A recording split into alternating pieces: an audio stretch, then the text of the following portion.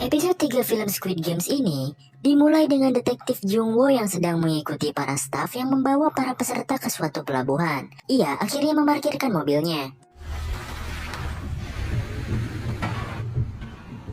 Ia pun nge-WA ke polisian untuk ngabarin kalau dirinya gak akan dulu bisa masuk untuk bertugas. Jungwoo melihat rombongan mobil itu, dan akhirnya ia memutuskan untuk mengikuti mereka. Dengan keahlian sebagai detektif, Jungwoo menyelinap ke bawah mobil dan ikut masuk ke dalam kapal itu, dan film pun dimulai.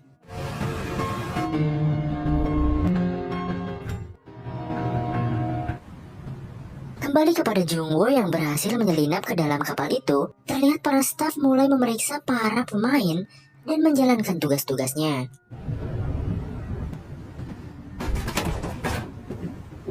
Para staf itu pun mendeteksi para peserta dengan detektor satu-satu, gunanya untuk mengambil data diri dari mereka. Dan Jungwoo akhirnya pura-pura pingsan saat staf itu memeriksa peserta satu persatu. Akhirnya Jungwoo pun meringkus dan adu mekanik dengan staf yang memeriksanya. Beruntung, ia bisa membuat staf itu tak berdaya. Jungwoo pun menyamar menggunakan kostum staf itu. Ia juga membuang salah satu staf yang ia ringkus tadi ke tengah-tengah lautan. Saat Jungwoo membuangnya ke laut, ia hampir ketahuan oleh staf yang lainnya, dan ia pun beralasan mabuk lautan. Jungwoo pun diperintah untuk bergegas melakukan tugas-tugasnya.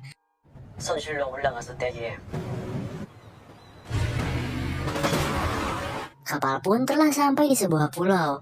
Para mobil pengangkut peserta juga mulai OTW ke tempat permainan. Di sini kita diperlihatkan, semua peserta dibawa ke sebuah ruangan yang sangat besar. Di sana, para staf mengganti pakaian pemain, menyita semua barang yang dibawa oleh para peserta. Saebyok yang sedari tadi cuma pura-pura pingsan menggunakan keahliannya yaitu mencopet. Ia mengambil pisau atau cutter yang ada di saku para staf. Kita diperlihatkan Gi-hun yang membangunkan si kakek. Awalnya, Gi-hun ngira kalau si kakek ini udah tewas. Tapi untungnya, ia bangun. Si kakek tampak senang karena Gi-hun ikut permainan ini lagi. Perempuan yang di episode kemarin nangis pengen balik pun kembali lagi untuk bermain. Bahkan sahabat masa kecil Gi-hun juga hadir lagi, yaitu Sang-woo. Tak hanya itu, Ali juga ikut ngerumpi sama mereka. Gi-hun mengenalkan Sang-woo kepada Ali bahwa Sang-woo adalah anak yang cukup cerdas dari kecil. Bahkan, ia dibangga-banggakan di lingkungan keluarganya.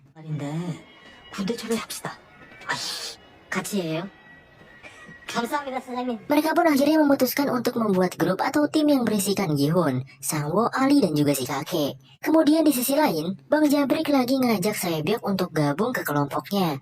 Tapi Saebyok menolaknya karena menurut Saebyok, Bang Jabrik itu orangnya licik. Ia akan mengambil segalanya dan mengorbankan segalanya demi dirinya sendiri.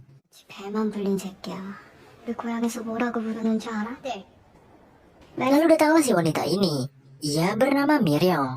Ia menyarankan agar dirinya bisa masuk ke kelompok Bang Jabrik. Tapi karena Bang Jabrik sok jago gitu kan, ia pun mengabaikannya. Terlihat Saebyok melihat ke arah atap. Ia sepertinya memikirkan sesuatu. Di sisi lain, seorang staf pun mengonfirmasi kepada frontman bahwa dari 201 pemain, 187 orang ikut kembali lagi, dan sisanya gak mau balik lagi. Frontman memerintahkan agar terus mengawasi orang-orang yang tidak kembali.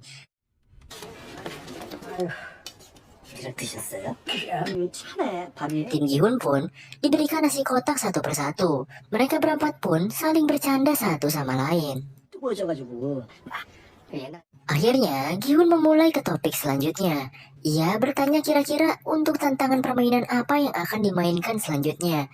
Menurut Gi-hun, yang jelas permainan selanjutnya pasti permainan anak-anak tradisional Korea.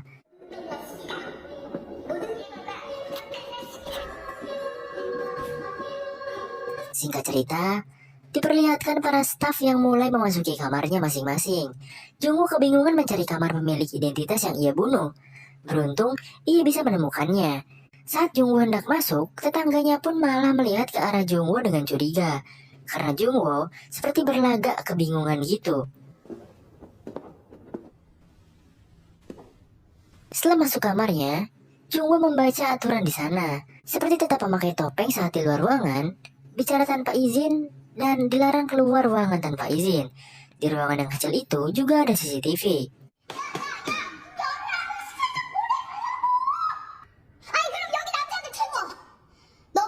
Saat jam-jam tidur malam, Miryong malah teriak-teriak kayak orgil. Ia meminta izin untuk buang air ke toilet, tapi staf yang menjaga tak mau mengizinkannya. Ryung akhirnya kesal dan berusaha untuk buang air di tempat itu juga. Karena terpaksa, akhirnya staf pun membolehkannya. Saat hendak masuk, Saebyok malah ikut-ikutan buang air. Dan ya sudahlah, mereka buang air kecil berdua. Di sisi lain, Jungwoo diberi makan oleh staf lain. Dan ia terpaksa harus membuka topengnya. Ternyata di balik semua itu, ada para staf yang lain yang sedang mengawasi staf-staf itu di CCTV-nya. Setelah sampai di toilet, Ryong ternyata tidak buang air kecil. Ia mengeluarkan suatu benda yang ia sembunyikan di celana dalamnya. Atau lebih dalam lagi, ternyata benda itu isinya rokok plus dengan korek apinya. Saebyok masuk tanpa permisi ke toilet Ryong. Ia berencana akan naik ke atas atap untuk mencari informasi. Ryong membantu Saebyok dengan mengulur waktu.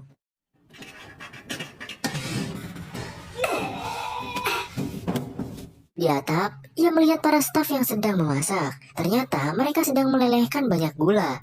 Entah apa yang mereka buat gitu kan.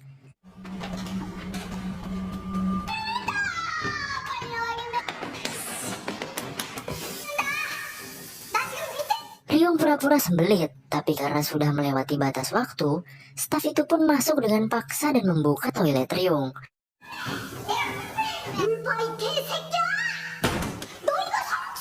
Beruntung Saebyok sudah turun, dan mereka berhasil mengelabui staf itu walaupun atapnya tak sempurna dibetulkan. Di sisi lain, Jungwoo yang hendak tidur akhirnya mulai menulis pesan terlebih dahulu. Pesan itu berisi Jungwoo yang sedang berada di suatu tempat rahasia, dan ia harus masuk ke dalam selimut agar CCTV itu tidak merekamnya. 그리고 가면 돼. Di sisi lain, Saebyok dan Ryung sudah balik ke kasurnya, sambil Ryung bertanya-tanya dengan cerewet kepada Saebyok, dan pembicaraan mereka pun terdengar oleh Sangwoo. Ketika pagi sudah tiba, para pemain pun diberikan makanan mereka masing-masing. Ryung terus-terusan bertanya soal apa yang Saebyok lihat semalam. Saebyok hanya menjawab bahwa ia hanya mencium aroma gula. Jungwoo tampak sedang bersiap-siap untuk menyamar kembali. Ia pun keluar dan berbaris dengan staf lain. Lalu Jungwoo pun mengikuti mereka semua. Terlihat para staf sedang membagi-bagikan dana bansos, maksudnya sarapan untuk pemain. Gi-hun meminta untuk susunya itu diganti jadi energen, karena Gi-hun tak suka susu putih. Karena dicuekin sama stafnya, Gi-hun pun memberikan susunya kepada Ali. 정말 이것도 마셔. 사장님. Peringatan pun mulai terdengar bahwa permainan kedua pun akan dimulai. Sangwoo yang semalam mendengar bisik-bisik Ryong bertanya soal informasi yang Saebyok dapatkan. Saebyok hanya menjawab aroma gula itu. Para pemain pun ditempatkan di sebuah lapangan bermain anak-anak. Tempat ini sangat berbeda dengan permainan pertama. 뺑뺑이에서 오라버티게. Sangwoo mulai menganalisis dengan pikirannya perihal yang dikatakan Saebyok. Ia akhirnya mengingat-ingat masa lalunya. Di ingatannya itu, ia melihat anak-anak yang sedang membeli permen gula. 어떻게 할까? Para staf pun memerintah para pemain untuk memilih di antara keempat gambar itu. Lingkaran, segitiga, bintang, dan payung. Sangwoo menyarankan mereka berempat untuk berpencar. Ali memilih bulat. Sangwoo memilih segitiga, Gi-hun memilih payung, dan si kakek memilih bintang. 모여서 찾아자고. 기훈이 형. Lalu para peserta pun diberikan wadah satu persatu, dan setelah dibuka, 그다음에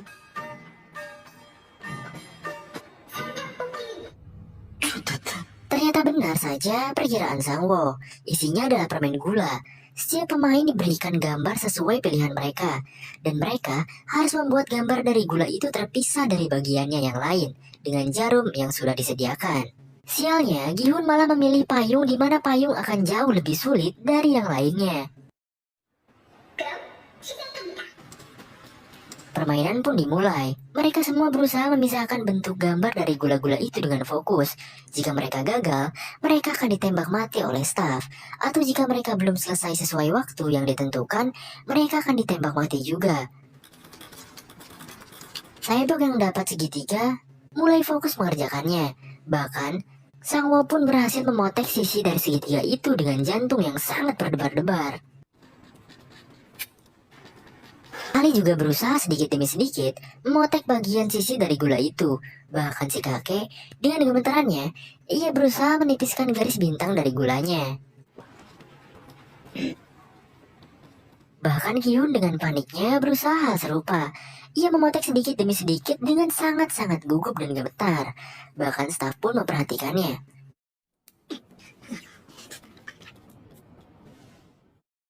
Salah satu peserta pun malah membuat gagang payung dari gulanya itu patah. Dan alhasil, Betul. ia pun tewas. Satu nyawa melayang membuat panik pemain lain. Dan seorang wanita malah mematahkan gulanya juga. Beberapa pemain pun mulai tereliminasi. Terlihat waktu menunjukkan 7 menitan lagi. Tembak-menembak terus terjadi selama peserta gagal mengisahkan bentuk gulanya itu. Ryung yang memilih posisi di bawah perosotan bermain dengan licik. Ia membakar ujung jarumnya dan mengerik garis bintang di gulanya itu.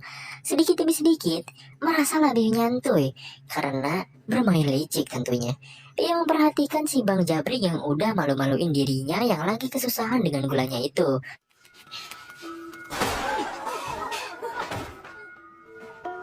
Pria berkacamata pun berhasil memotek bagian terakhir gulanya itu, dan ia lolos di permainan kedua ini, diikuti oleh Saebyok yang sukses juga.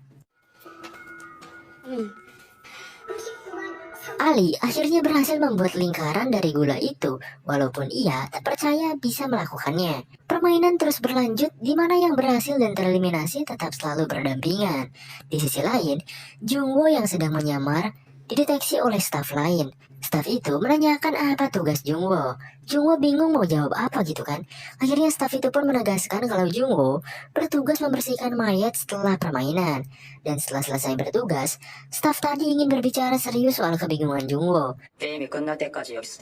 뭘 착각해. Pemain yang berhasil pun digiring ke tempat lain. Sedangkan karakter utama kita yaitu Gihun sedang bersusah payah memotek-motek garis payung dari gulanya itu. Waktu menunjukkan 3 menit, membuat Gihun semakin panik dan panik kalang kabut sampai bulu bool merinding.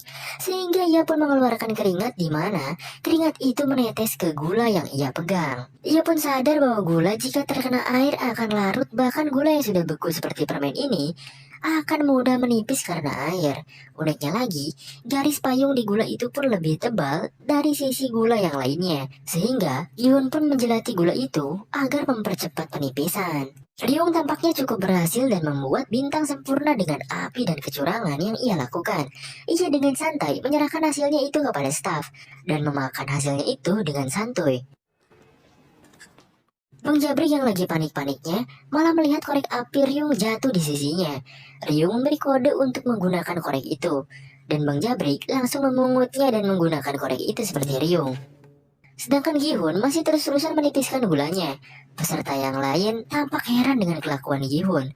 Akhirnya pemain lain malah ikut-ikutan menjelati gula mereka. Bahkan hal ini membuat aneh staf di sana.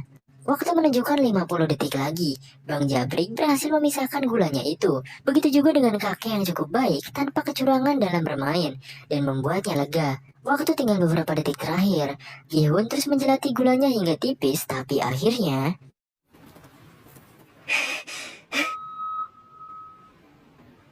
ia jadi pemain terakhir yang lolos.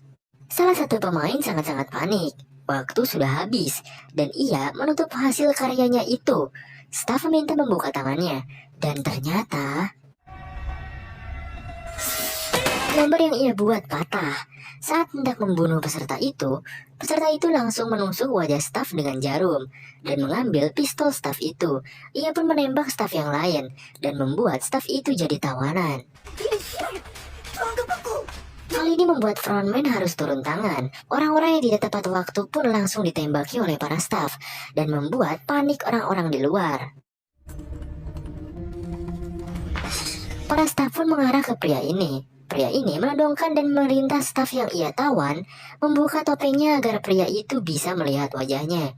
Staf itu pun membuka topengnya dan melihat ke arah pria itu. Tampak pria itu kaget karena staf itu adalah pria muda. Setelah melihat wajahnya, pria itu pun menembak kepalanya sendiri dan tewas. Frontman yang turun ke lapangan langsung menembak staf yang membuka topengnya sendiri. Frontman menjelaskan jika para peserta tahu wajah kalian, kalian akan mati. Jungwoo pun mengambil topeng dari staf yang sudah tewas. Topeng itu memiliki gambar kotak, sedangkan yang dipakai oleh Gi-hun saat ini adalah bulat. Dan episode 3 pun berakhir. Apakah Jungwoo akan ketahuan menyamar oleh atasan staf di sana? Permainan apa lagi yang akan mereka lakukan? Dan siapa yang akan menjadi pemenang? Akankah Gi-hun mati, si kakek yang mati, atau malah Sang-woo yang dengan kecerdasannya yang menang? Kita lanjut ke episode 4.